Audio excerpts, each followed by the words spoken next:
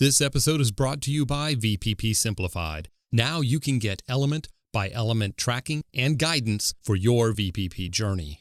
Every aspect of the VPP requirements in one easy-to-use interactive spreadsheet. Achieving VPP star status can be tough, but understanding what it takes to get there can be simplified. This VPP Gap tool will help you do that. Go to vppsimplified.com for more information. Welcome to the Safety Pro Podcast, where we help you manage workplace safety one episode at a time. And now, your very own Safety Pro, Blaine J. Hoffman. Welcome to another episode of the Safety Pro Podcast. In this episode, I want to tackle common hazards found in the healthcare industry. So I got a request from a listener. Hey, could you talk about some of the hazards that we face in the healthcare industry? And I thought, I got to digging, and there are many common similarities in other industries. But, what's unique about the healthcare industry, some of the hazards they face, I'm going to highlight some of those so that maybe the rest of us in other industries can learn how those hazards are able to persist in the work environment, and some of the things that go into mitigating those hazards we can learn from. We can use those and apply in other industries. So that's what I want to tackle in this episode. And I want to start with, a study that was done by NIOSH, the National Institute for Occupational Safety and Health, that cases of work-related asthma and symptoms like wheezing and coughing, chest tightness, things like that, shortness of breath, they can occur from exposure to substances used in the workplace. And to better understand chemical exposure in a healthcare setting, NIOSH investigators, they visited several different hospitals, I think maybe like 4 or so different hospitals, and measured air levels of 14 chemicals that are commonly present in various cleaners and disinfectants that are used in hospitals, right? So these are VOCs, right? Volatile organic compounds, and they measured for those.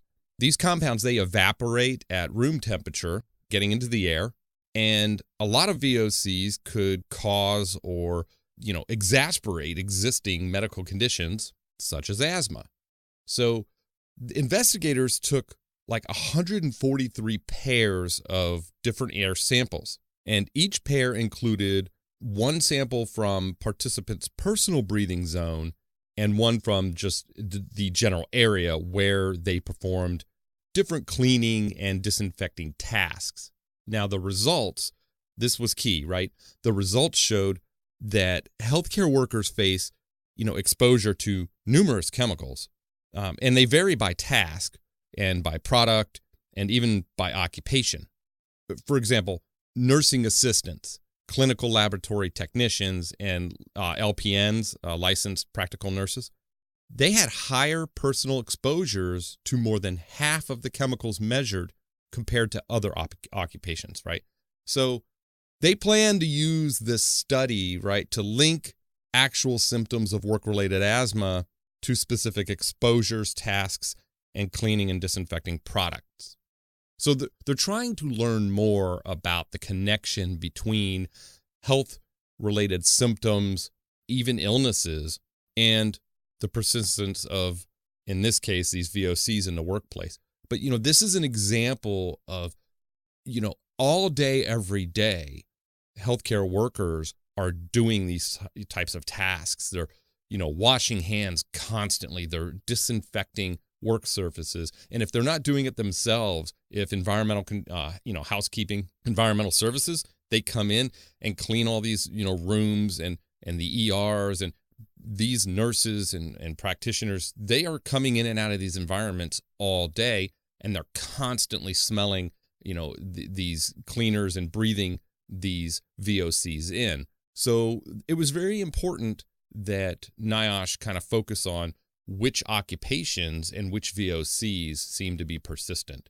And what we can learn from this is invaluable, in other industries, and how we can approach, take a similar approach to monitoring the work environment for commonly used chemicals, known and unknown, right? So that's sort of launched me into the thinking, wow, what if we focus on the healthcare industry and what they're learning about, in this example, chemicals in the workplace and exposure to chemicals in the workplace. Let's look at some of the controls they have in place or some of the controls that they're lacking and see what we're doing in other industries by comparison. What can we learn from that? So let's jump right into that topic after I talk to you about our partners in safety. who'sonlocation.com. Look, if you're searching for a digital solution for visitor management, contractor management, even employee management at one facility or even remote locations across the globe, tracking their on-site presence when they've arrived or when they've left, and even helping in an evacuation situation, taking roll call, checking people in, and being able to communicate with them during this emergency evacuation as to whether or not people are safe, then you just need to go to who'sonlocation.com. It is a complete people management solution, digital solution. So go to who'sonlocation.com, go and download a free trial. It's completely free, no credit card required, nothing like that. It's absolutely free, no strings attached. See what who'sonlocation.com can do for you in managing Who's on Location. Our next incredible partner in safety is none other than the official floor marking, floor sign company of the Safety Pro podcast, Mighty Line Floor Tape. Look, it wasn't that long ago that OSHA rolled out updates to the walking working surface standard, right? And we need to keep up with managing our workplace from marking aisles, marking where materials go or don't go, pedestrian traffic, things like, things that are critical to environmental health and safety, like eye wash stations, fire extinguishers, exits. You want to mark all these places and organize your workplace, then you need the best product for those floors. That's Mighty Line Floor Tape. They know how important safety is to your organization, and the breadth of the Mighty Line product line covers everything you need to implement a 5S system for the increased productivity of your facility and the safety of your workers. And speaking of 5S, their floor markings are a great way to stay organized. They have angles, dots, arrows. They're just a few of the 5S markings that they offer. And what makes Mighty Line Floor Tape so mighty? Their patented technology makes it more durable than other floor tapes. It's 7 times thicker than the average floor tape. The beveled edge increases durability for forklift traffic, and the peel and stick adhesive removes easily. And best of all, it's made right here in the USA. Go to mightylinetape.com/podcast, get a free sample, see for yourself, put a sample of it down in your production area, on your production floor, see how it holds up compared to what you're using now. Again, mightylinetape.com/podcast. Grab that free sample. Okay, getting back to the healthcare industry in general, I also did some digging. I wanted to see, hey, what are the most frequently cited standards, OSHA standards, for the healthcare industry? Now, for all standards cited for hospitals, I was able to find the number one was, shocking, bloodborne pathogens. Probably things like reporting and recording, record-keeping types of things. Number 2 was lockout, tagout, probably for all the maintenance and repairs and servicing of key equipment, MRI machines, the imaging technology that's used in hospitals. And lockout, tagout is probably the reason why that got cited. And the third one, HAZCOM, number 3 on the list, hazard communication. So workplace chemicals, handling workplace chemicals, protection from workplace chemicals, maybe monitoring. It probably runs the gamut from, top to bottom on HAZCOM. And number 4 was asbestos. And probably from remediation, you have maintenance workers that are doing repairs on pipes that have wraps on these pipes and they're not following proper protocols, or contractors coming in doing renovations and expansions, going on all over the country with hospitals. So asbestos is probably, the reason why that's in the top 5. But HAZCOM, let's focus on HAZCOM for this episode and see what we and other industries can take from the lessons learned.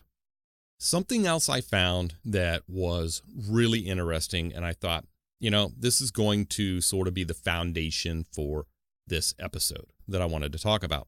There was a study, NIOSH did another study, and it showed that precautionary measures to minimize worker exposure to high-level disinfectants, okay, they call them HLDs in the industry. These precautionary measures are not always used.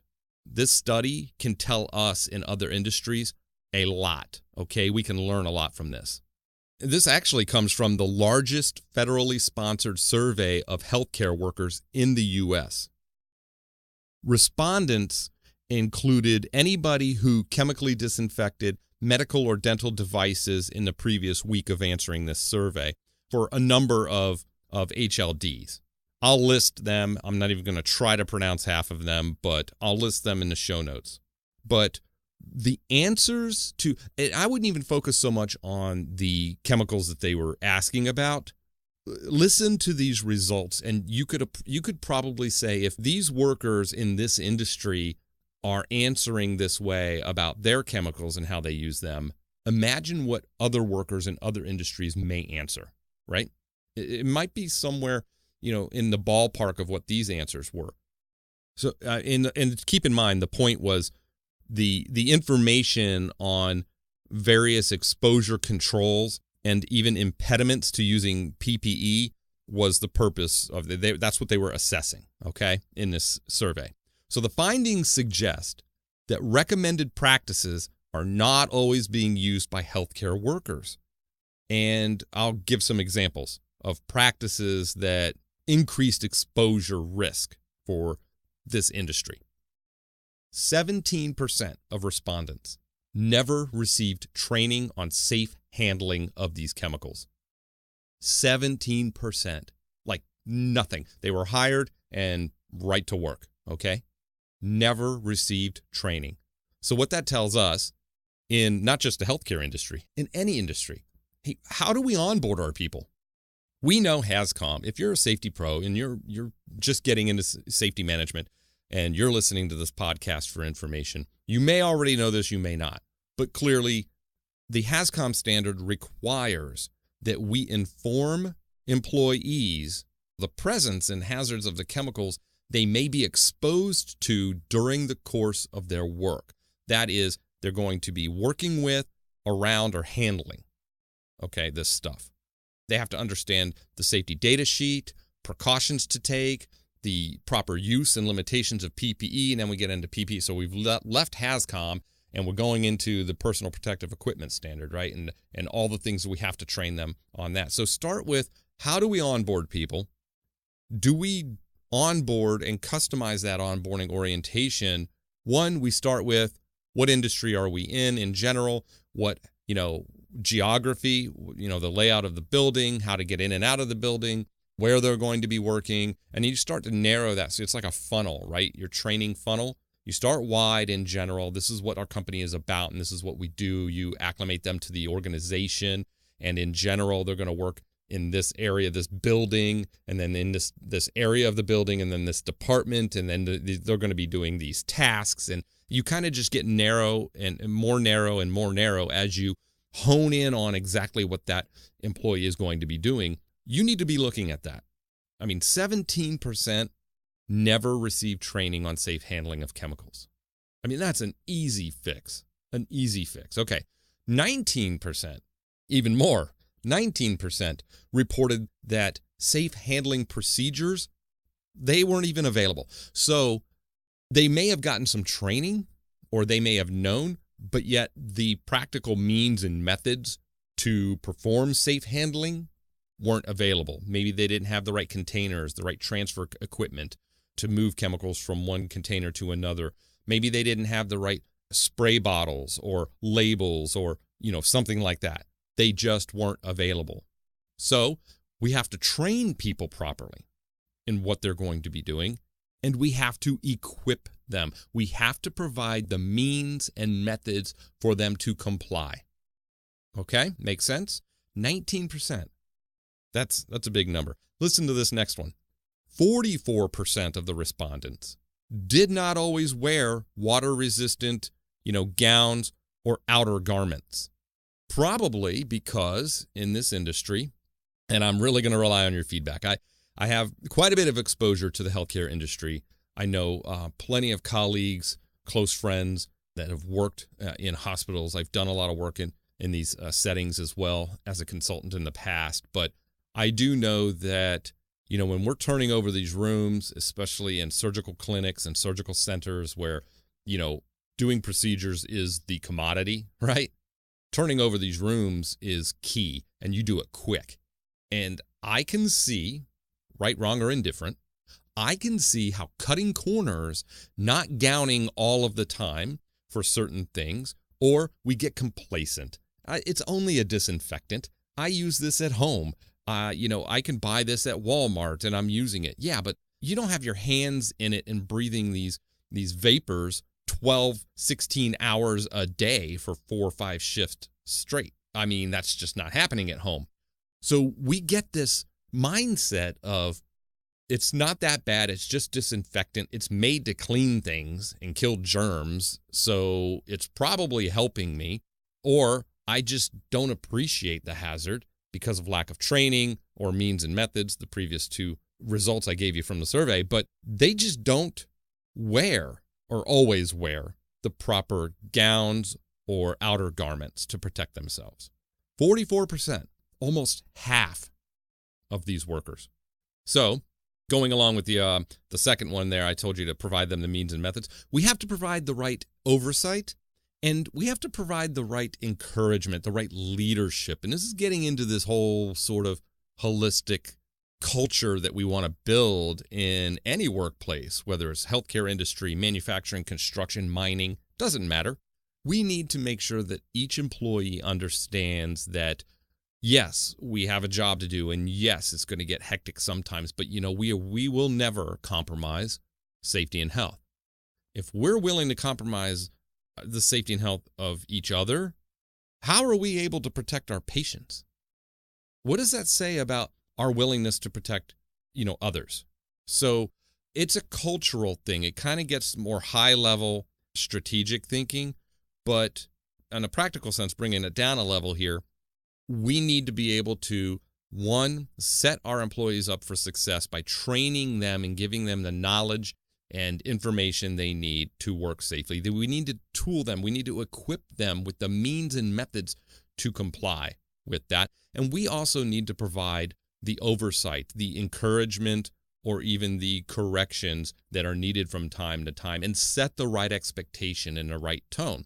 That's what this tells me. I mean, almost half of the respondents don't always wear, gowning or outer garments, okay? 9% did not always wear protective gloves. I mean, in the healthcare industry, I shouldn't be shocked. I remember this was several years back, getting a flu shot, and I had to stop the healthcare worker that she was going to administer the shot with a needle, and she didn't even have gloves on. And I thought, hey, could you put a pair of gloves on? And she's like, I do this all day. I'll be fine. I said, I'm no longer worried about you, ma'am. I'm worried about me. I don't know who you touched before me. If you're willing, you don't know anything about me, and you're willing to put your hands on me, my bare skin with no gloves, and stick me with a needle, which I could bleed, and then you're going to grab a little gauze and stick it on there with your fingers, and you could have a cuticle that's, cracked cuticle or who knows what, right? And maybe I'm overblowing it. And, people in the healthcare industry kind of roll their eyes and be like, we get needles stuck all the time. That's the problem. That's why, 1 point whatever million people are running around with, hepatitis B infections. And it's because we don't have this sort of discipline of protecting ourselves each and every time. We get complacent. And so I told her to stop, put a pair of gloves on. So, I wasn't really concerned about her health at that point. I was worried about mine. So, look, not wearing gloves, something as simple as putting a pair of gloves on. Now, gloves all day, we know from, any industry can cause some problems, from dermatitis to rashes, skin irritations, things like that. So, we have to be mindful of that, of, having certain breaks between procedures where we're able to take this equipment off, wash and dry, and use some appropriate hand treatment if we have experienced some of those irritations from wearing gloves all day. But bottom line is, if we're handling these chemicals, we have to be wearing the proper equipment. So 9% didn't always wear protective equipment. Some other feedback from this survey was interesting. Some made the comment, or actually many made the comment, and this is a quote, exposure was minimal. That was the most frequently reported reason for not wearing PPE. This perception of, I was only cleaning up one little table, after a minor procedure and using disinfectant or alcohol or peroxide, right? So that was the most common answer given as to why you don't wear PPE all the time. 12% of respondents to this survey reported skin contact with HLDs during the past 7 days, direct skin contact. So if every other day or eat at least once or twice a day, you're getting into contact with these, can you imagine the damage it does over the long term to your skin? We're talking, contact dermatitis, major outbreaks and cracks and dry cracks. And in the healthcare industry, that could actually lead to the increased exposure to bloodborne pathogens. Okay. So 12% reported just in the last week direct skin contact with these chemicals. Workers that reported skin contact were 4 times more likely to report not always wearing PPE. So, we've got to parse this a little bit. All right, 12% said they had direct skin contact with HLDs. Maybe it was on the arm. Maybe it was something unexpected. No. Workers that said I had direct skin contact in the last week were 4 times more likely to be the ones that reported they don't always wear protective gloves. So we can see a huge reduction in those cases by just wearing the gloves more often, right? So look, when precautionary practices aren't followed, workers that handle these chemicals or any chemical in any industry, they're at risk of exposure. So we have to ensure proper precautionary measures are utilized. And this requires diligence. This requires oversight and leadership, setting the right expectation, developing this culture, both on the employer and the employees in healthcare and in any industry. We're talking about humans here, right? These are still people. Doesn't matter how highly educated you are or how blue collar you are. It doesn't matter what job you have. We're humans. We're all people, okay? And we're all subject to the same rationale of, saying, I'm going to marginalize this because it's just isopropyl alcohol. You know what that's doing to you, to your skin? It gets into your system. What about the vapors, what it does? And we have folks developing chronic lung issues like asthma and various forms of this, and could actually exacerbate this in the work environment where we think it's just, non-work related. It's probably coming from work. So we have to look at those things. The bottom line, employers who provide, a safety culture, right, that demonstrates a strong commitment to safety and health of the workers, the customers, the patients, whatever as well, okay? They will ensure that adequate resources and safety equipment and training and oversight is available, all right? And the employees, in turn, they're encouraged to seek out training and understand and follow safety procedures, and they feel free to report any safety concerns. You create this sort of two-way communication channel where you set the expectations, you drive this culture, they're going to return the favor. Your employees are going to be more likely to stop and say, hey, we need some more gloves in here. Hey, this gown is terrible. It's impossible to get on and off. And is there another type we can get? You're going to have that kind of a feedback because, one, they're going to want to do the job. 2, they're not going to want to tolerate the frustration of dealing with inadequate or poorly designed or ill-fitting equipment. They see the connection, right? I need to do the job. The expectation is that I wear this stuff. This stuff is a pain. Other than it just generally being an inconvenience to put all this stuff on. But they're going to look for better ways to improve what they do and still maintain that high level of safety and quality. So you start to develop this. That should be our focus. So, hey, look, start with, how do we onboard people? Do we set the right expectations from minute one when they step foot right into our facility, into our organization? How do we onboard them? Do we go deeper than general orientation awareness, safety awareness in the orientation? Do we then break people, employees off into groups and subgroups based on where they're going to work and what they're going to be doing and the materials they're going to be handling, okay? And give them sort of this, hands-on, on-the-job training where the work happens with people that are overseeing them. We need a complete onboarding process, not procedure, an entire process that is always evolving and improving. And do leaders in the organization, healthcare, manufacturing, construction, mining, aviation, doesn't matter. Do employees understand their role, and do supervisors and leaders, especially frontline supervisors, understand their role in encouraging, reinforcing, and intervening when needed? And do we train and equip them as well? In many industries, we promote and folks in based on their ability to perform the task that we want them to oversee, not necessarily based on their ability to lead people. So we have to invest in those frontline supervisors. They are the linchpin to the organization. They make or break everything. That day-to-day contact with that immediate supervisor at any level of the organization. Your immediate supervisor makes or breaks your entire experience with that organization. We need to invest in those as well. Hey, look, I wanted to dive into this. It was a listener request. I'm glad she reached out. She knows who she is if she's listening. But it was great to kind of look into this industry, a very specialized industry. It's a huge industry in this country. Hundreds of thousands or millions of workers in the healthcare industry, and doing great work every day. They face the same hazards, if not more, in some areas. Radiation with the chemo drugs, the exposure to all these drugs, and look at the pharmacy workers. And don't get me going down that path, that deal with all of these different pills and powders and medicines and formularies and are mixing things up. And I mean, they're chemists. It's insane. It can, the hazards they face are huge. It's critical that we follow some of these basic protocols.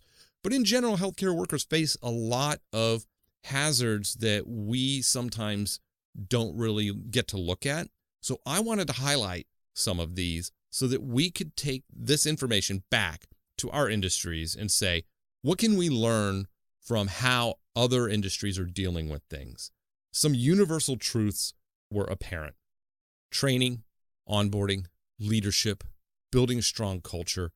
I mean, all of those things that we talk about. And I'm not big on platitudes and guru speak and sage talk and all that, mumbo jumbo. I want to give you real things that you can actually right now hit the pause button, go out into your work area, your job sites or wherever and go look for this stuff. So that's what I'm going to tell you to do. Go look at your onboarding process. What does your orientation look like? When was the last time you sat through the orientation? When was the last time you asked a new hire, hey, what did you think about the orientation? What types of orientation have you had in the past at other companies? Good, better, or worse, or the same? And look at that. And then go to where folks work with certain chemicals and say, do we have in near proximity where the work happens?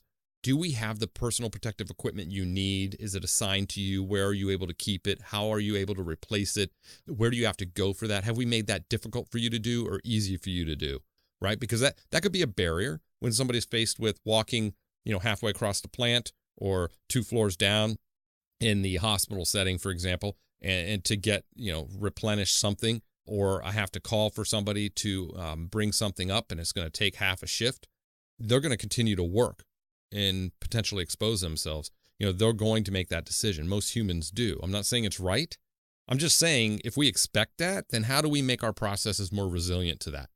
How do we make it easier for them to make that right decision? No, other than saying, it's the right thing to do, even though it's a pain in the butt and we're going to keep this stuff in a warehouse 4 miles away, we're going to make you go get it anyway to do this 30-second job. That's not enough. We have to support and equip these workers to make it easy for them. We need to build our processes resilient to the failures we know most humans are going to make given these sets of circumstances, okay? So that's what I wanted to leave you with in this episode. A great suggestion from one of our awesome listeners in the healthcare industry. We can learn a lot from them. So on a bigger picture here, when you're done listening to this, go think about people in other industries. Network with them, reach out to them, shoot them an email. I want you to do this right away. Shoot me an email and say, hey, I know you deal with chemicals in your industry. It's a completely different industry, but how do you manage those in the workplace? And then, maybe you can get some good ideas. How do you manage training, onboarding, things like that? So network, learn from the mistakes of others. I did an episode on that, actually. You want to go back and look at that one. Learn from the mistakes of others, not just in your organization, but outside your organization, in the business community. Trust me, you're not going to live long enough to make them all yourself. Take that for what it's worth. Keep the emails coming. I love hearing these suggestions and forces me to explore new areas of occupational safety and health management. And leave me a note. Tell me what you think. And until the next Safety Pro podcast episode, as always, be safe.